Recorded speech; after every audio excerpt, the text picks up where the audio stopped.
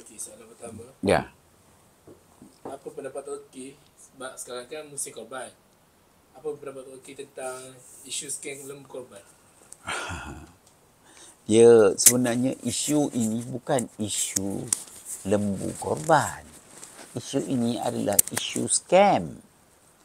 Faham Dan scam ini perlu ditangani dengan sebaik mungkin. Dia bukan pasal isu, oh ni korban. Lepas tu esok hari haji pula. Ni tiap-tiap tahun scam pergi haji ada. Dilaksanakan dengan baik dan bijaksana oleh scammers. Scam umrah pun macam tu juga. Jadi saya rasa pihak berkuasa kena melihat perkara ini secara menyeluruh.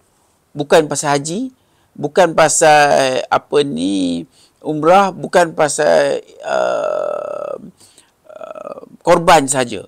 Ia perlu dilihat keseluruhannya. Macam mana nak ditangani scammer yang sentiasa tak berhenti. Dia tunggu season. Habis haji esok, dia buatnya apa benda lain pula. Lepas tu ada lagi benda lain. Ada saja benda ni. Jadi, kita tidak boleh membiarkan mereka ini ambil kesempatan sebaik mungkin untuk buat apa yang dia nak buat ikut masa dia. Jadi, ini kena ditangani secara menyeluruh. Apa penyebab dia? Adakah sistem pendidikan yang tak cukup? Adakah sistem kawalan tak cukup? Ya. Jadi benda ni akan sentiasa berlaku dah ikut musim. Mungkin setahun ada 12 scam, jadi ulang-ulang je benda sama. Okey?